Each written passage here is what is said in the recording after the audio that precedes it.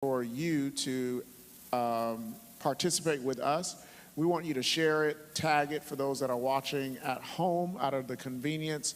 I think this session is going to be very informative and very helpful. It's going to be about 45 minutes, so you have an idea how long we're going to be here. This is not a church service, so it's not going to last 2 hours, 3 hours. You're not going to have to touch your neighbor, none of that. So we want you to write down all the information that you need. And while you're doing that, I want to remind you tomorrow we have partnered with Humana and we are feeding. So anybody that you know that needs food, send them here at 10 a.m. It's totally free. It's not going to cost them $1. We want them to be a part of what we're doing here at TKC. So just know it is free.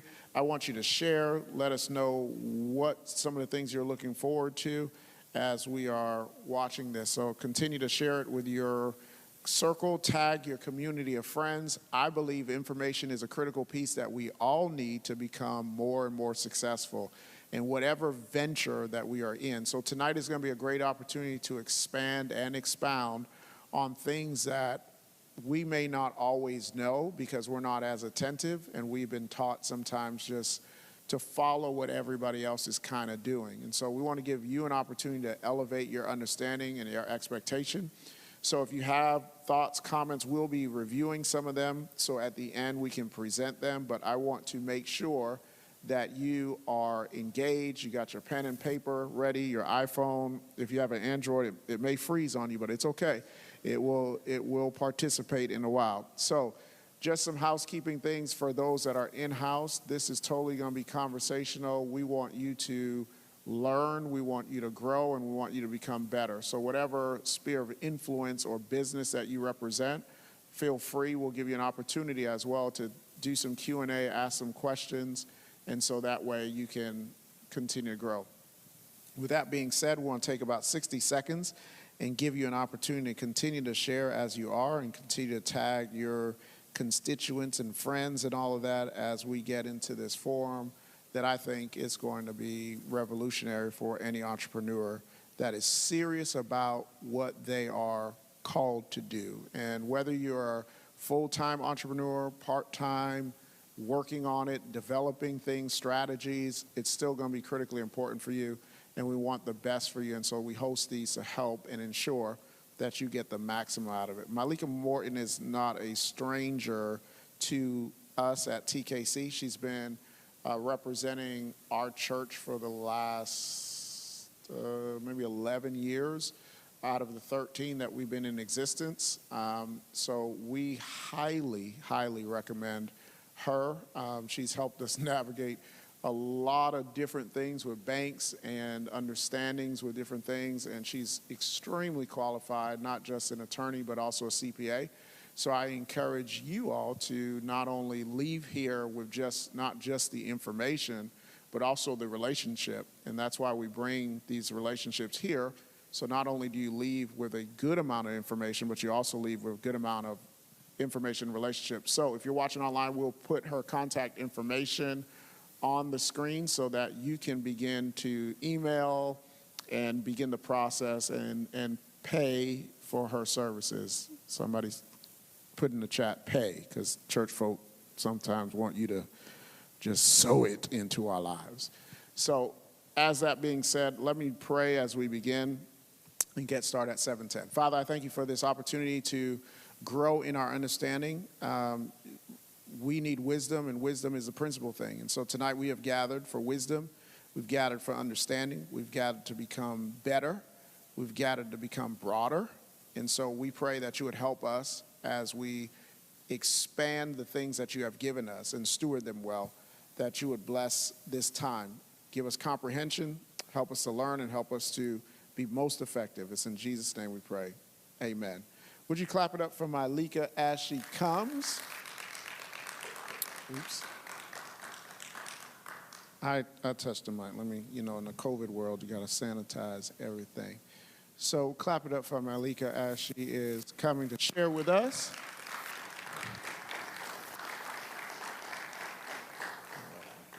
You can sit, stand. All right. Good evening, everyone. Thank you all so much for being here. Thank you so much, Pastor David, for inviting me to come out and to share with your people. I do not take take that trust lightly. So very, very honored to be here with each of you this evening. As Pastor David said, this is just going to be conversational. I did not want to get up here and just kind of like drone on like I'm doing a college lecture or something, but I want you all to walk away with some very practical and applicable information as you move forward in your entrepreneurship. I'm curious, how many in the audience are already entrepreneurs? You are currently either full-time or part-time, you have a business. Okay, so I see the hands. And then how many are aspiring to become entrepreneurs? Okay, great. So we've got a really good mix. And both of you are already, either group, no matter which group you're in, this is going to be a great session for you. So we will go ahead and get started. So we're talking about having a business entity, right? An entity means your business is separate from you. If you are simply conducting a business activity, so you may be a hairdresser, you may be a makeup artist, and it's you. It is Jane Doe conducting business. Well, you have a business, but you are what's called a sole proprietor. So everything is in your name. There's no division, there's no separation. You're a sole proprietor. You have not created a separate entity. And so what we're going to talk about tonight is focusing on the entity. You can be a sole proprietor, but that means that if something goes wrong, someone gets upset and they sue, they are suing you. So all of your assets are, at risk. And so we're going to talk about some of the goals of business formation. So number one, the main goal of business formation, obviously you want to conduct your business, but number one, you want to manage your taxes. We all want to make a whole lot of money and we want to have a zero tax bill at year end. We want to kind of somehow do both. And it doesn't quite work that way, but I know that that's what we want to do. So we want to manage our taxes. We want to make sure that we protect our assets. As I just said, when you're a sole proprietor, there is no protection. You are fully exposed. We want to limit personal liability. And we want to make sure that we can potentially attract investors and have access to capital. So all of that's going to be very important in how you decide how to structure your business. And then there's some determining factors in the type of business structure that you can move forward with. How many owners are in the business? It's going to make a difference if it's just you as the sole owner versus if you have multiple people that's going to be joining in that venture with you. And then this one is always the fun one. So who's going to manage and who's going to make all the decisions? Who's going to call the shots? That's always very important in deciding how you're going to move forward and how you're going to manage your business. So we're going to talk about Florida entities. Every state is going to have some slightly different rules and regulations on what's required to set up various entities. Obviously, we're in Florida, so we will stick to Florida law. Generally, entities are going to fall into two categories. It's going to be some type of a corporation, or it's going to be some type of a partnership. Generally, they're going to fall into those two. Corporations, C corporations, S corporations. A lot of us have heard about those. So you have your C corps, you have your S corps. Then with partnerships, you have general partnerships, you have limited partnerships, there's limited liability partnerships, there's professional limited liability partnerships, and partnerships can just go on and on and on. But generally, they're going to be a category of corporation or partnership. And then we have what's called the limited liability company, the LLC. Very popular. Vast majority of business owners, when they're getting started, everyone says, okay, I went on Sunbiz and I created my LLC and now I'm ready to go. And that could be great. That could be the right structure for you, but we'll talk about all of them and just make sure that you're comfortable with that being the structure that you choose. One thing I do want to make note of when I mentioned about PLLCs, so professional limited liability companies or professional limited liability partnerships, if you are in a type of profession, so I'm an attorney, I'm also a CPA, which means that I have a license through the state of Florida. I have a professional license. Having a license is not synonymous with having a business. Okay? Sometimes I think sometimes maybe some cosmetologists, some estheticians, they think, oh, okay, well, I have my license, so now I have a business, and that is not the case. Having your license just simply means you've met the requirements of that particular licensing board, and you can provide that service that you provide. You still have to take care of the business side of things in addition to having your license. So let's get started. So let's talk first and foremost, the issue that's typically number one on everybody's mind, and that's taxes. So how does having this business impact my taxes? So remember I said we have corporations and we have partnerships. All partnerships are what's called a pass-through entity.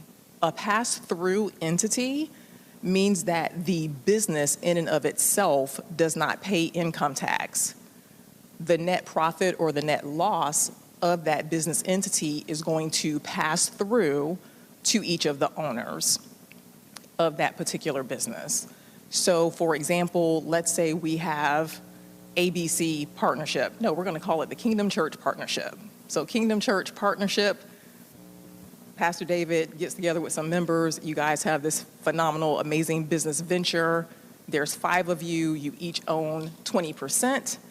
At the end of the day, it's awesome. It makes $1 million of profit. Each of you is going to walk away with $200,000 of that profit passing through on your individual income tax returns. So that is a pass-through entity. Every partnership has that characteristic. When we look at the corporations, S corporations also has that same pass-through tax characteristic. C corporations, on the other hand, will pay its own taxes. So a C corporation at the end of the day is going to have to pay the corporate tax rate.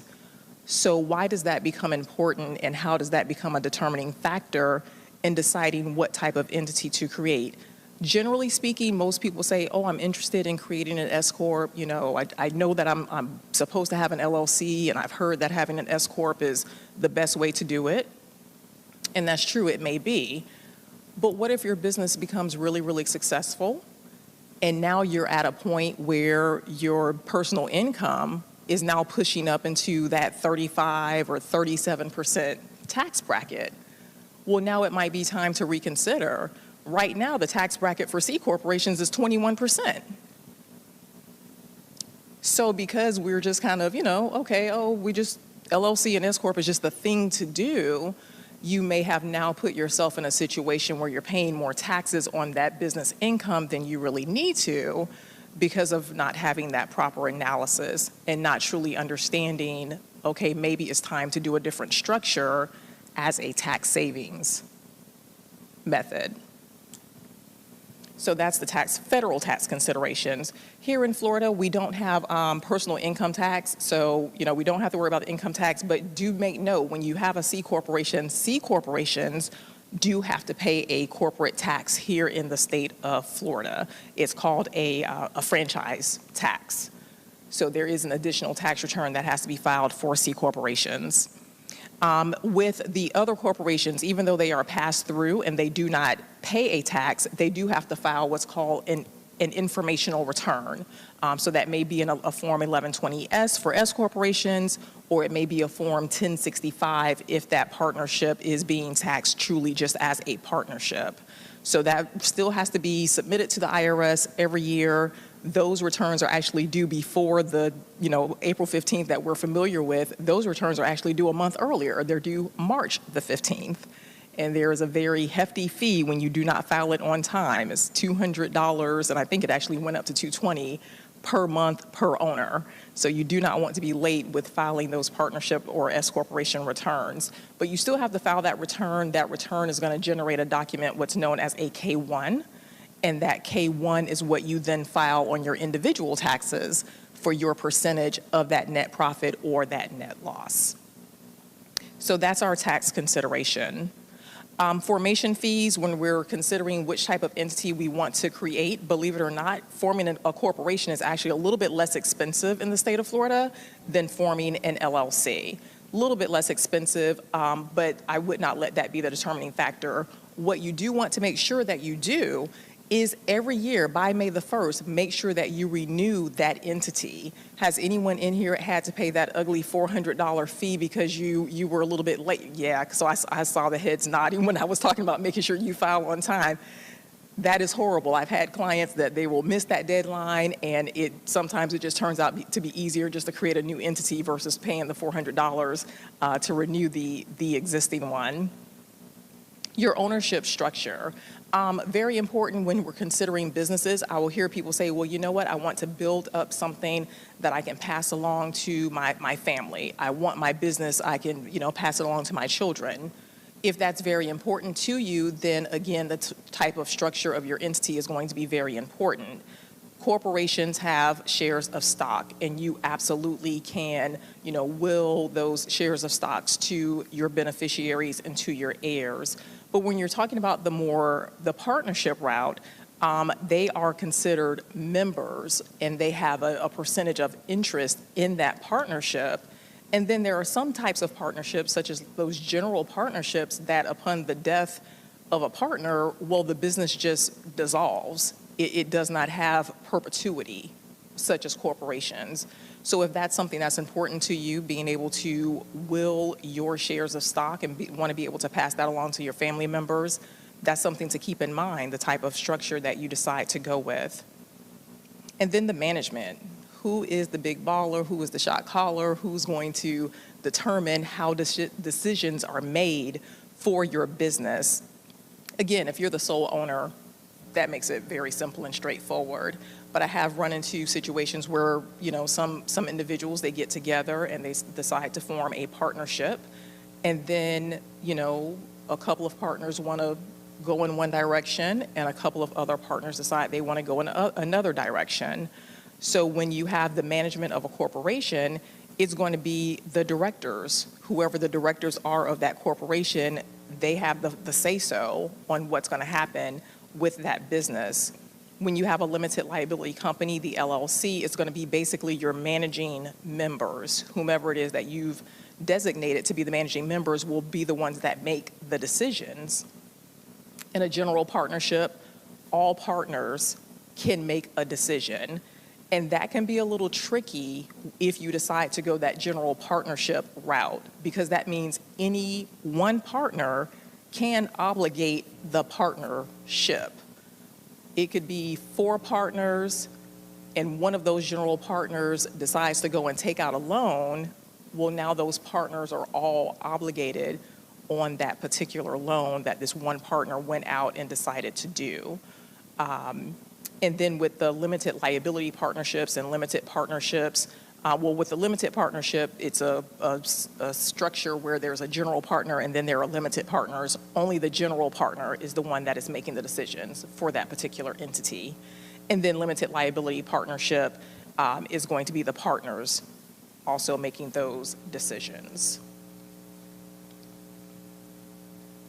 Each type of structure is going to have its own managing document, meaning if something goes wrong, well, I shouldn't say if something goes wrong, but this is basically the document that dictates how are decisions made.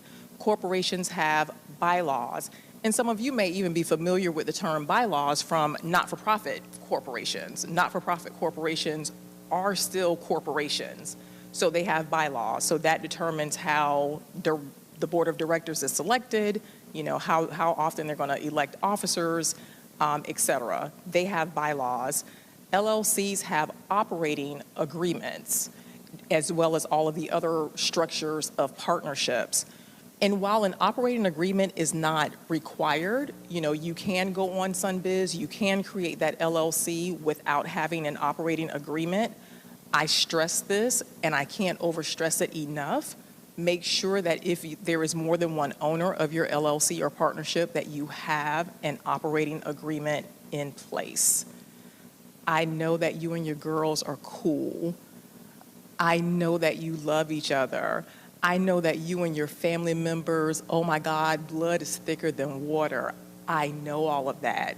So go ahead, because you'll never have to reference it and nothing's ever gonna go wrong, but still just go ahead and have it in place.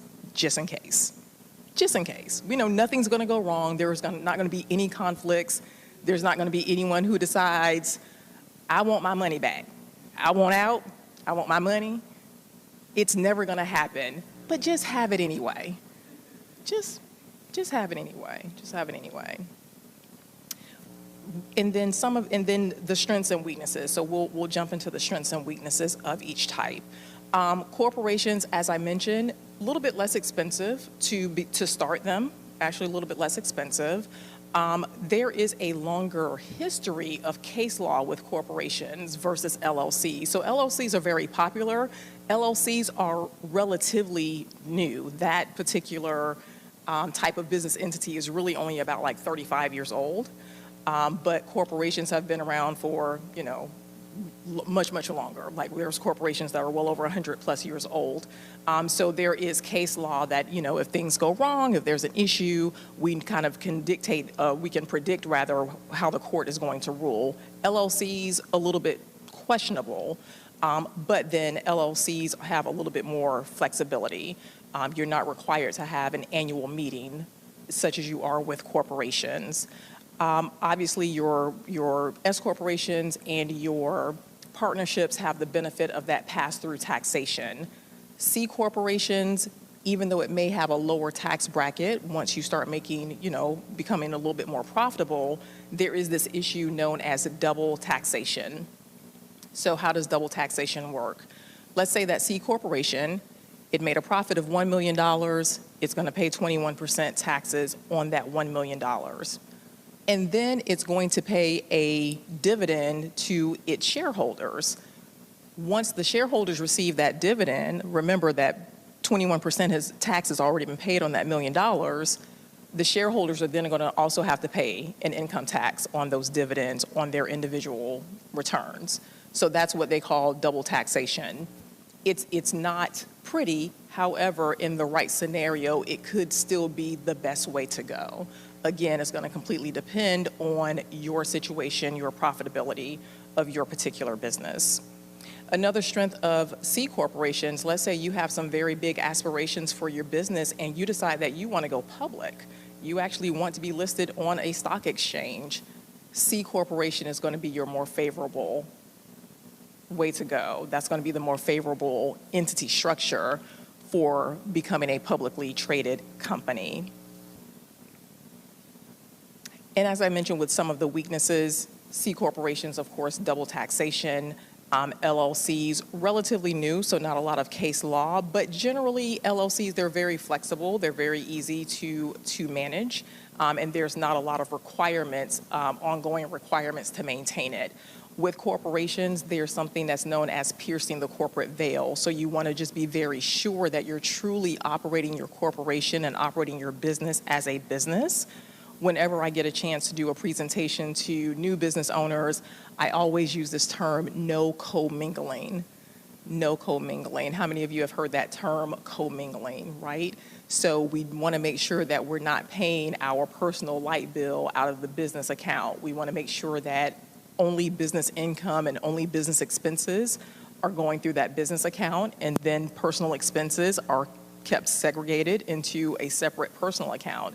Because if something goes wrong and you're trying to maintain that limited liability, which is why we wanted the entity in the first place, and then that person that's coming after you is like, well, you're not operating your business as a business, everything's all mixed up, so I should be able to access your personal assets as well as the business assets. So that's a very high-level overview of just some of the different business structures and some of the business entities.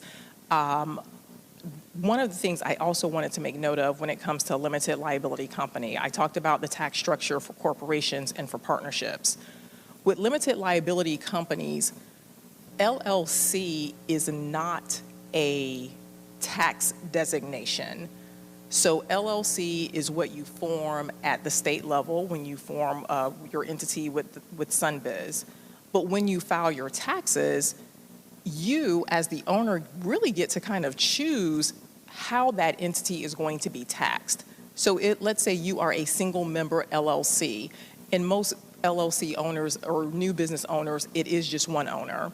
So if you're a single member LLC, you can choose to be taxed as what's called a disregarded entity. And what that means is that that LLC's information is going to be filed on a Schedule C of your personal income tax return. Disregarded entity. You could choose to be taxed as an S corporation. So that means that you're going to file that Form 1120S. That 1120S is going to kick out a Form K-1 that you will report on your personal taxes.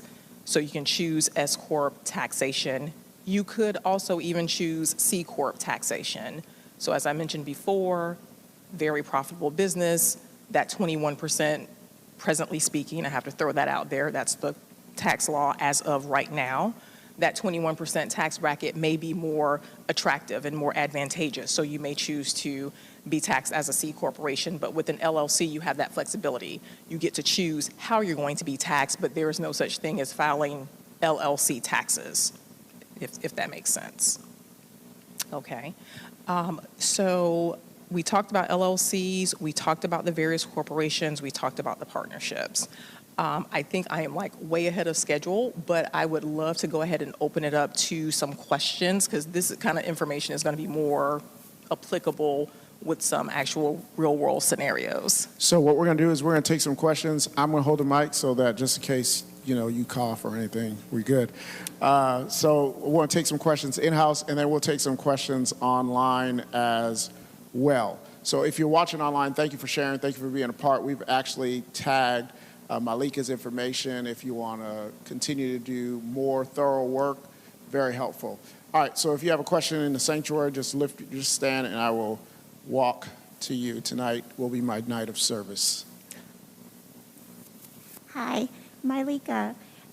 If you currently have a S Corp, can you switch to a C Corp, or do you have to create a whole another business entity? Okay, that's a great question, and I'll just repeat the question. If you currently have elected S Corp tax status, can you switch it to a C Corp? And the answer is yes. You can revoke that S Corp tax status, and you do not have to create a completely new entity. So yes, you can. You can convert from an S corporation to a C corporation. Oh boy, she said, do you have to wait until you earn that $1 million?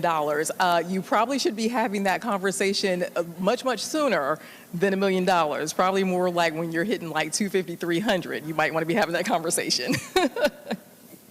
You're very welcome. My name is Pablo, and this question regarding the renewal. Yes. Would it, for example, let's just say if I didn't renew, I decide to let it go like the old corporation and do a new one. Does that mean I have to go to the bank process, redo a whole new bank process all over again? Yes, you do. So old entity, you forgot to renew, you didn't want to pay that $400. So you just start all over? You just let it go. Yes, you would have to start over. So new tax ID number, new name, and new bank information, new bank account. Gotcha. Yes, great question. Thank you.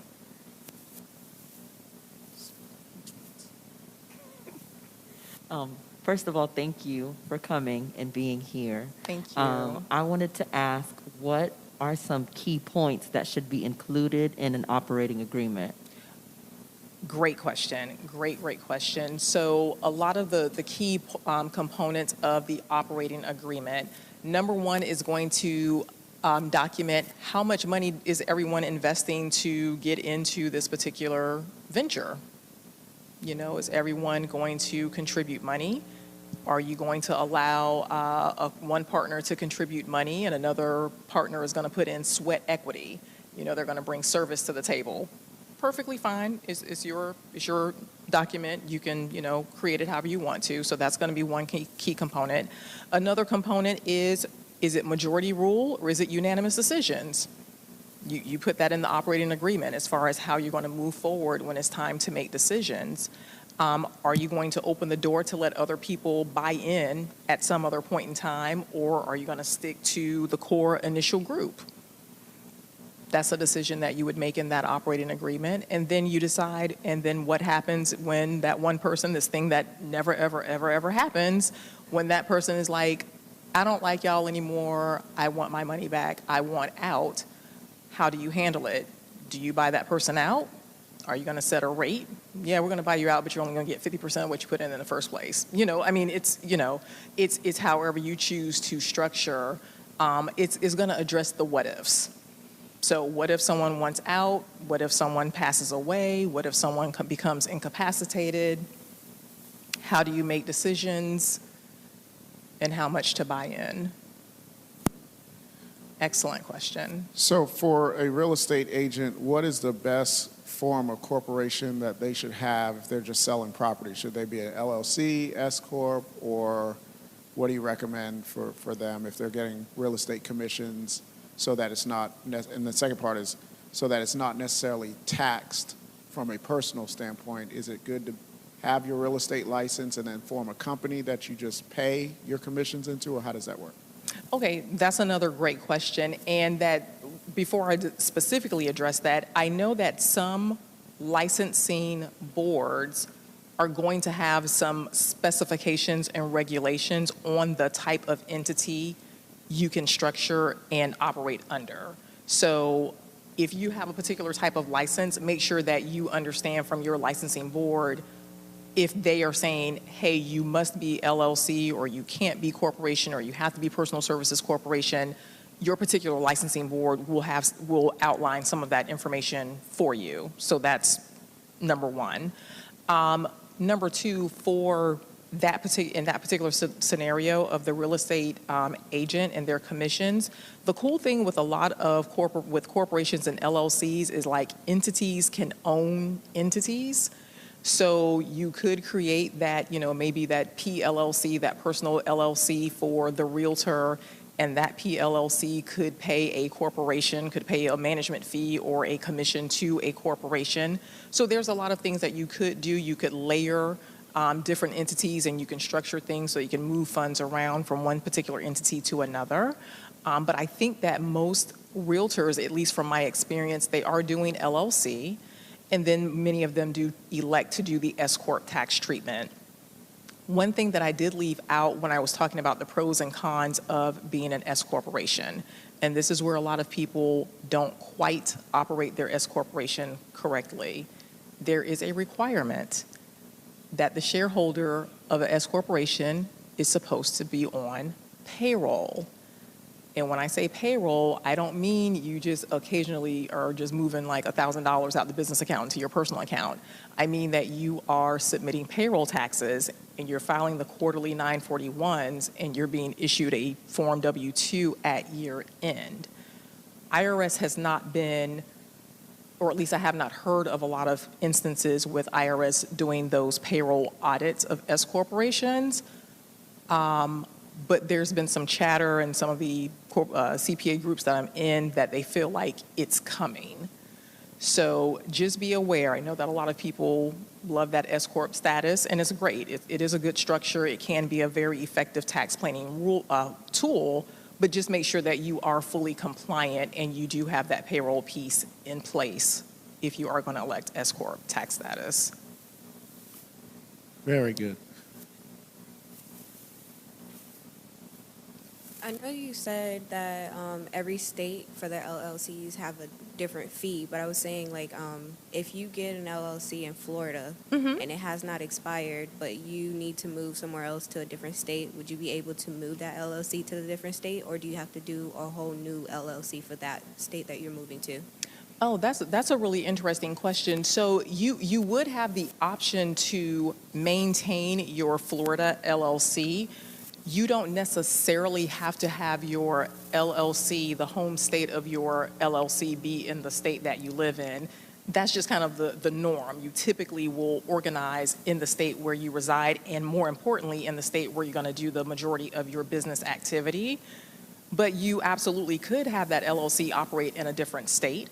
I know here in Florida, they do require, they call them foreign corporations. They're just foreign, just meaning out of state. They do require those corporations to still register, so someone could have their New York LLC or their New York corporation active in New York as well, and also registered here in Florida if they want to conduct business here in the state of Florida. So the answer to that question would really depend on the state that you're moving to, if you would also have to register that LLC in that new state. But you would absolutely have the option to continue to keep your current Florida-based LLC active. And another, state, Delaware. Delaware has very favorable corporate, tax rules and liability rules. So a lot of, big corporations, you will notice they are Delaware LLCs or they're Delaware corporations, even though they, probably never stepped foot in Delaware. So yeah, you do have that option to have your LLC housed in any state. So I hope that answered your question. There's a question that says, is it important to have an S corporation if the business is making less than $120,000 a year? Is it important to have an S corporation if the business is making less than $120,000 a year? Yes. So the major benefit of the S corporation is, benefit of the S corporation, especially for a single member LLC, is to reduce, I'm going to say reduce, the self-employment tax that you have to pay when you file a Schedule C on your regular taxes. So remember I said a single member LLC could be a disregarded entity. When that single member LLC, though, is on a Schedule C, let's say that their net profit is $100,000, so of course they're going to pay their regular income tax for $100,000. They're also going to pay this 15.4% self-employment tax on top of their income tax. That's why some people who receive 1099s, and they're not expecting this. They receive the 1099, they file their taxes, and you're like, whoa, why are my taxes so high? It's because you have that extra self-employment tax that you weren't anticipating and that you had not accounted for. So S corporation, now your income is coming on a K1, it's not hitting that Schedule C, you're not paying that 15.4% tax, at least not on that hand. But we know with Uncle Sam, one hand giveth, the other hand taketh away. Hence the reason why you're supposed to be on payroll. But the benefit of being on payroll is you don't have to have your salary set at that full $100,000 profit. Your salary could be $30,000, it could be $40,000. It's considered reasonable compensation. So now you're going to pay a payroll tax on a lesser portion of that overall profit versus the entire profitability. Is there a suggested route for someone that's trying to create a nonprofit to help former felons or people that's currently incarcerated to find jobs and opportunities as far as creating a certain type of entity? Excellent question, and I'm so glad you brought up nonprofit. I let people know, and I heard this in a seminar one time, and I absolutely loved it. Nonprofit is a tax designation. It does not have to describe your bottom line. Nonprofit entities are still businesses, and you should still run it as a business. It should still be self-sustainable, be it through the activity of the nonprofit or with, contributions and donations from the public and grants, et cetera. But you still want to run it efficiently and effectively. You would want to do a nonprofit corporation. So at the state level on SunBiz, you literally would create a not-for-profit corporation. And then with the IRS, you would apply for 501c3 status based on what you just mentioned. There's various types of nonprofits. There's, C3s, C4s, et cetera, et cetera. But you would apply for that 501c3 status as well, and then you can receive tax-deductible donations to help underwrite the activity of your not-for-profit. But thank you for mentioning not-for-profits, because that is another business entity. And sometimes I have conversation with clients, and they were saying, well, I kind of wanted it to be a not-for-profit, but I thought I couldn't pay myself, or I thought I couldn't, receive any benefit from having that nonprofit. Nonprofits pay salaries. Nonprofits can run a payroll. You can still pay yourself a decent wage. The difference is for-profit entities, at the end of the day, they can disperse and distribute any net profit to its owners. Nonprofits don't have owners. They have a board of directors that will guide the activity of that organization, and any net profit is simply going to stay within the organization to, continue to move forward the mission of that organization. But thank you. Excellent question. Thank you once again for coming tonight. Thank you. Sticking on the same subject of nonprofits, can nonprofits, and can you explain if this is a law, can nonprofits use some of the money to invest in, any stock or anything like that, and what are the tax laws pertaining to that? Okay, so little bit of a complex question there. High level, yes, nonprofits can invest. Nonprofits absolutely can invest in funds. Sometimes donors, sometimes you have like these donor-directed funds. Sometimes there's specifications on what the donor wants you to do with those dollars. But yes, generally speaking, a nonprofit can invest. Nonprofits do have to be careful if they are doing too much activity that's not related to its actual mission. You don't want to get into a situation where you have too much non-related income, because then you could possibly run into a situation where that income has to be taxed once you exceed a certain amount. But generally speaking, a nonprofit can invest in funds. You just have to make sure you have, board approval, make sure that you're staying in compliance with whatever the bylaws are of that organization. And then as far as the taxability of it, it's really just going to depend on what the overall mission is of that nonprofit and how much the investment income is in comparison to your other sources of income for the organization. But also, excellent question. Question, if you have a question, raise your hand. We have a question for musicians. If they are getting a check from the church and they are 1099, what is the best practice for them to ensure their taxation? And that's for Max. Okay, yeah, and that's a great example. Great example, and that's kind of who I was thinking about when I said they'd be upset because they do their taxes and they got this real big tax bill. So again, musicians can create an LLC, they can organize as an S corporation, but in that instance, it really just depends.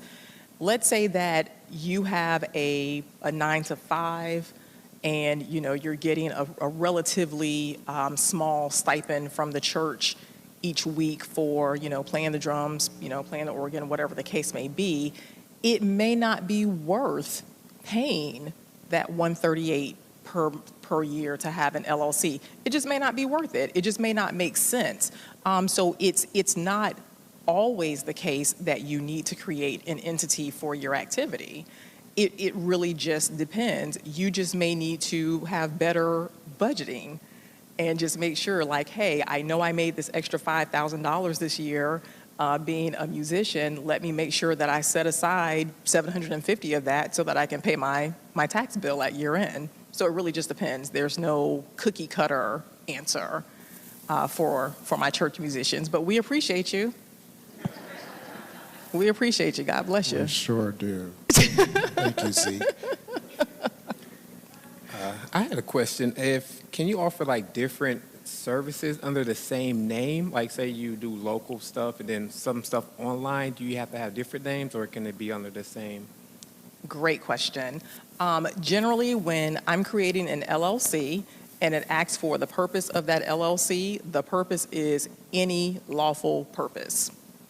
So, we're not doing anything illegal. We in the church, I'm gonna keep it clean. We ain't doing anything illegal and unsavory, but any lawful purpose. So yeah, you can run a multitude of different business activities under the same LLC. What some people choose to do is they may choose to get a DBA or what's called a fictitious name. So let's just say you decide that you want to have vending machines, you want to have landscaping, you want to be a barber, and you want to have mobile detailing. So you may create one LLC, and then under that LLC, you have these 4 fictitious names just for marketing purposes to market each of those 4 activities. You can do that. You can have your one LLC be the owner of 4 different other LLCs. So there's, you have a lot of options, but yes, to answer your question, if you are an LLC, the only caveat to that, for example, my law firm is a PLLC. It's a professional services LLC. The only activity I can do under that PLLC is practice law. That's it. So that's the only caveat, is if you are a professional service. So you're an accountant, lawyer, doctor, engineer, and you create a PLLC, then you can only offer that one service that is your professional license. Okay, we got 2 more questions as we have a hard stop. So, Oh, that went by fast. I have a question about, how we see on the news people like Jeff Bezos, Warren Buffett, they're not paying a little to no taxes. Sure. How are they doing that, and can we do that? I am so glad She you has some asked great that questions. question. Oh my God. What do you do for a living? I'm just curious. What do you do?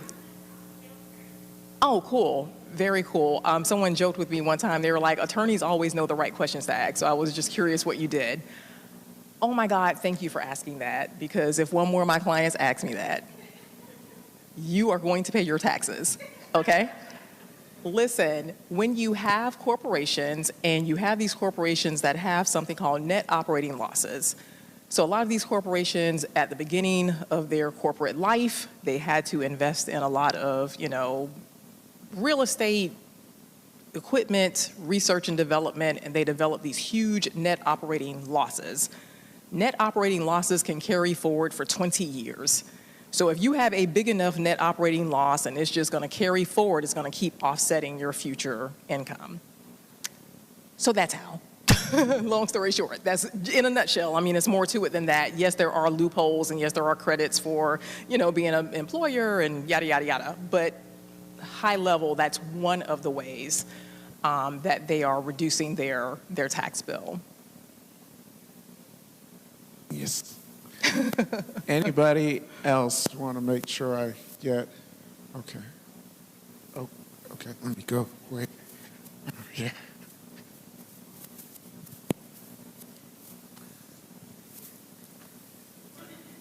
Thank you. Oh, sorry. Thank you for your time. What would be the benefit of creating the professional LLC? Oh, great question. So the professional LLC, again, it's going to offer the same, limited liability protection that regular LLCs provide.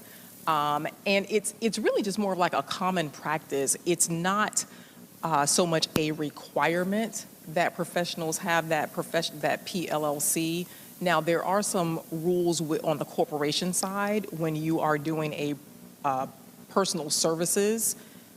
They do kind of have some rules on what type of corporation you can be and, how much of a tax savings you can gain on the corporate side. But from that LLC or LLP standpoint, it's really more of just like a common practice to have that professional LLC as opposed to, the general LLC.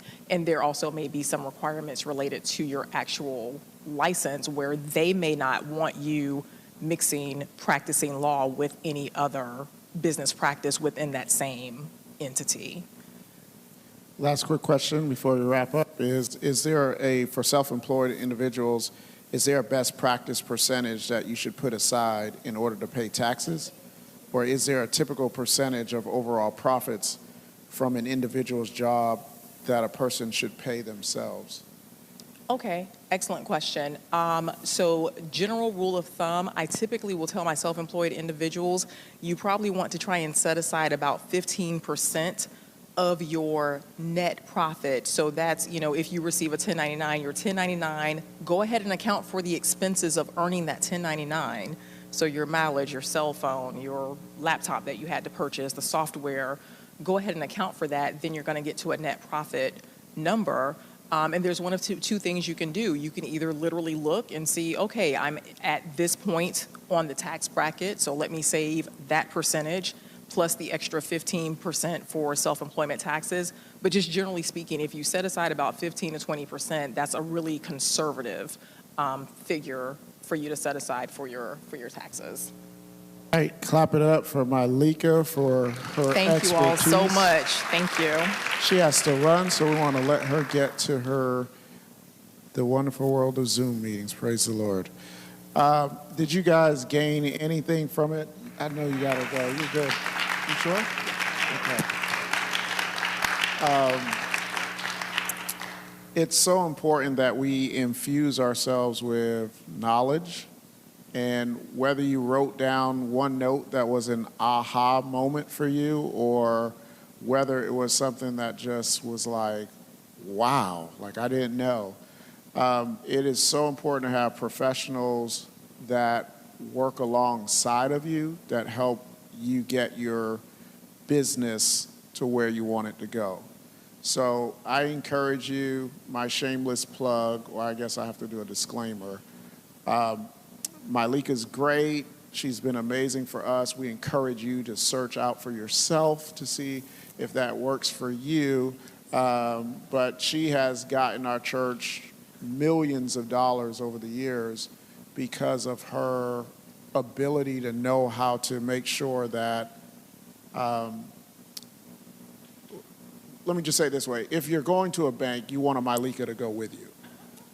And why I say that is because banks speak, if I'm a realtor, I speak real estate language.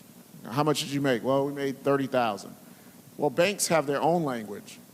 And a lot of times entrepreneurs go into banks speaking their business language, and the banker's like, I don't understand what they just said. And you may have a good business, but you just don't speak their language. And so that's the distinguishing difference. When our church first started, we went, well, I guess I can't say that makes sense. We went to a particular bank, and they declined us. And we went to another bank 3 months later, after having Mylika do our stuff the proper way, and they were like, absolutely. Well, the difference between one bank and the other was our ability to communicate what we were trying to say. We were talking in church terms. They couldn't understand it. So we needed someone to translate what we were saying in a way that they could understand it. And so that's why I encourage all of us to do as best as we can. And that's why we try to do these, whether it's virtual and in the sanctuary space, to give our community leverage. Because like she said, if you don't know how they're beating the tax system, they're texting their friends, telling their friends how to do it, you're not going to be in the game. And so we want to encourage you to be in the game. So clap it up for yourselves for investing in yourself. As always, we try to do these as cost effective as possible. If this was a benefit to you and added value to you, you're more than welcome to give towards it. They'll have it on the screen as well as on our big screen. We want to be a blessing to Mylika as well. And so if you would like to do that, I encourage many of you to do whatever you can, whether it's $20, whether it's $25. I'm encouraging you all. We're doing it electronically, so we don't have to pass no buckets, no envelopes and all that. So you who are watching online, I believe they have that prompt online. You can text 77977 in the message box. Text TKC. It'll send you back a link if you haven't given to us before. If you have, you know, it's standard practice. If you are Cash Apper, we have that too. You can $ TKC Orlando and then $ TKC Orlando 1, either one. And you're probably saying, why do you have two? Because Cash App hates us, so they're always shutting us down. So we have multiple ones. So one closed, we just use another. So please, would you invest in yourself so we can continue to invest in you? And so we want to continue to be a blessing for you and to you. And so if you could help us, we'd be able to continue to help you. So thank you online for those that are just participating with us virtually and engaging with us financially.